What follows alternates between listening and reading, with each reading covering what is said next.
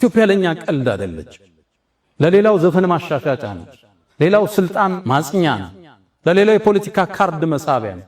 ለኛ ግን የነብዩ አደራ ነች።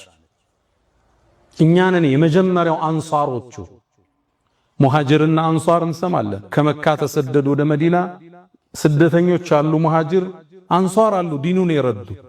እኛንን ግን የመጀመሪያው አንሷሮች ለዘይድ የነብዩ ሰሃባ ባልደረቦች የተቀበልን ኢትዮጵያ 31 ሰሃባዎች ከርሰ ምድሯ ውስጥ አጸደገላቸው አረፏል።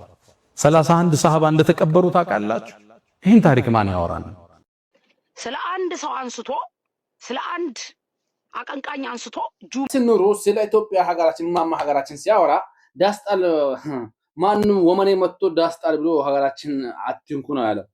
ያስኑሩ ማለት ነው። እሺ በመጀመሪያ አንቺ ያስኑሩን ለማንካት ወይም ደግሞ ለመድረስ በመጀመሪያ ሴት እንደ ሴት ሰከንበ ምን ትመስላለች? ወንጭ ወስላታ ትላንት ካተለ በቅርብ እኮ ጸጉርሽ እንዲያርገሽ እንዲሆነሽ ማለት ነው።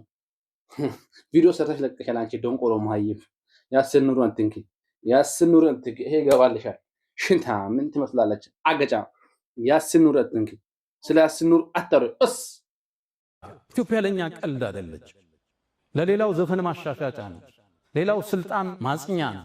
ለሌላው የፖለቲካ ካርድ መሳቢያ ነው። ለኛ ግን የነብዩ አደራ ነች።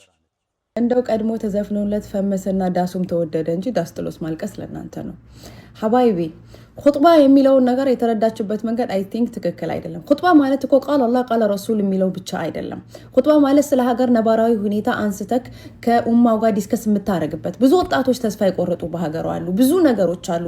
ነባራዊ ሁኔታ አምጥተ ከኡማው ጋር ዲስከስ ማድረግ፣ መወያየት፣ ስለ ሀገር መጠበቅ፣ ስለ ሀገር ፍቅር፣ ይሄም የኹጥባው አንዱ አካል ነው። ያለንበት ሀገር በላይ ሁሉ የምንሰማው ነው።